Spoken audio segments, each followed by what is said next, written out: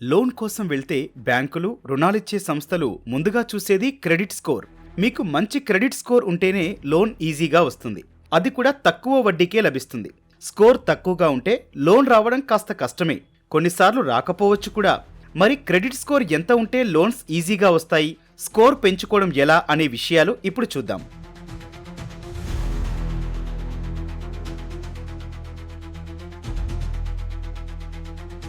ఆర్థికంగా మీరు ఎంత క్రమశిక్షణతో ఉన్నారని తెలియచేసేదే క్రెడిట్ స్కోర్.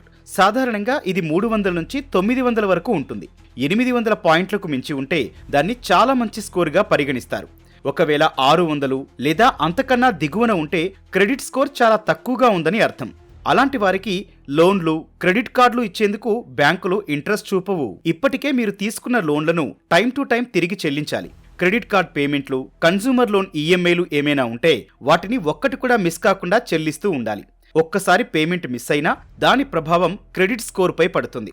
క్రెడిట్ కార్డులకు మినిమం బ్యాలెన్స్ మాత్రమే చెల్లిస్తున్నా కూడా స్కోర్ తగ్గుతుంది. అందుకే ఫుల్ పేమెంట్ మాత్రమే చేయడానికి ప్రాధాన్యం ఇవ్వాలి.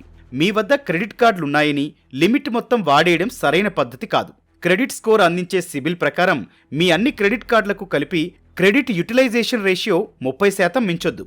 ఉదాహరణకు మీ వద్ద 4 క్రెడిట్ కార్డులున్నాయి. మొత్తం క్రెడిట్ లిమిట్ 2 లక్షల రూపాయలుంది.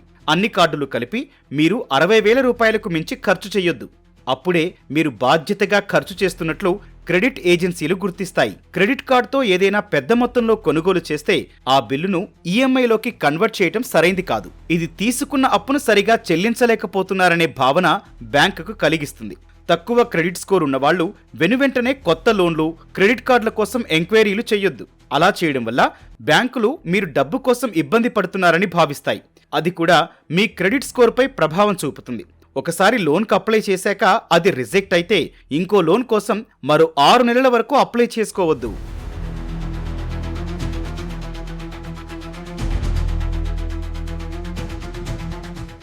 క్రెడిట్ స్కోర్ తక్కువగా ఉన్నప్పుడు గోల్డ్ లోన్, ఫిక్స్డ్ డిపాజిట్ పై లోన్ తీసుకోవాలి.